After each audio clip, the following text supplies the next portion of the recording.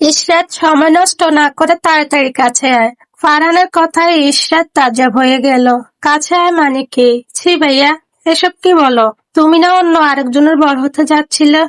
বলে কি ভাইয়া, আমার সাথে হুট করে থাকার তোমার অনেক সমস্যা হবে। তার থেকে ভালো তুমি না আরাম করে ঘুমাও, আমি আপুর রুমে যাই। ফারহান ফট করে উঠে বসে, সরাসরি ইশরাতের দিকে তাকিয়ে বলে, অবশ্যই সমস্যা আছে। তোর কি মনে হয় আমি তোকে তুলু তুলু করতে রুমে নিয়ে আসছি? যেখানে যাওয়া যাবি তার আগে আমার পা টিপে দে। ঠিক 40 মিনিট টিপবি। ইশরাত হতভম্ব। তার চোখে আগুন আগুন হয়ে গেছে। মানে, আমাকে তোমার কাজের লোক পাইছো নাকি? আমি তোমার পা টিপবো কেন? তোকে খুঁজতে গিয়ে 40 মিনিট হাঁটতে হয়েছে। এখন আমার পা ব্যথা করতেছে। সো তুই এখন আমার 40 মিনিট পা টিপে ব্যথা সারিয়ে দিবি। তারপর যেখানে খুশি যা। চাইলে বাম পাশেও ঘুমিয়ে পারিস। ইশরাত এখন ফুপিয়ে কেঁদে দিল। ভাইয়া, আমার হাতে এমনিতেই ব্যথা, তার উপর আমি খুব ক্লান্ত, ঘুম আসছে। এখন পা টিপতে গেলে বোর হয়ে যাবে। আমি ঘুমাবো কখন? সরি ভাইয়া, এবারের মতো ক্ষমা করে দাও। আর জীবনেও এমন করব না। তোমাকে বাংলাদেশের সবচেয়ে সুন্দরী মেয়ে বিয়ে করিয়ে দেব।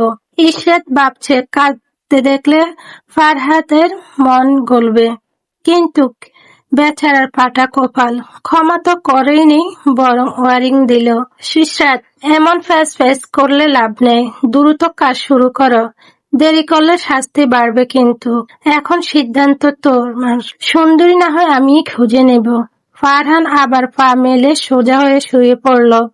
ইশরাত রাতে রাগে দুঃখে বিছানায় উঠে বসে। ফারহানের পা দুটো তার কোলে তুলে দেয়। ভাইয়া, অসভ্যর মতো করছো কেন? পা নামাও। ইশরাত, আমার ঘুম পাচ্ছে। কথা বলো না। বিরক্ত করলে কাঁধে উঠিয়ে দেব। সাত ভাই। ইশরাতের কথা আটকে গেল। ফারহান সত্যি পা কাঁধে তুলে দিয়েছে। ইশরাত পা নামাতে নামাতে দাঁতে দাঁত চেপে বিড়বিড় করে বলে, অসভ্য। আগে ছিল রাগী গম্ভীর, থাকতো দূরে দূরে। এখন হয়েছে শয়তান। কেমন অভদ্রতামি করছে, ছি। ফারহান পা আবারও কাঁধে তুলে দেয়। জেন্টলম্যানের বউ থাকে না, তাই অসভ্য হওয়া উচিত। ইশরাত দাঁত কিরবিড়িয়ে তার দিকে তাকায়, ধাপ করে পা গুলো নিচে রাখে। ফারহানের চোখের উপর হাত দিয়ে রেখেছে, সে আর নড়চড় করে না। ইশরাতের ইচ্ছে করছে পাশ থেকে বালিশ দিয়ে একেবারে মুখে চাপ দিতে। কয়েক মিনিটে পা টেপার পর সে নিজের ভাবনা ঠিক রেখে সত্যি বালিশ নিয়ে এগিয়ে যায়। সবেমাত্র মুখের উপর নিবে তখনই ফারহান চোখ তুলে তাকায়, তারপর ফট করে তার হাতটা ধরে ফেলে।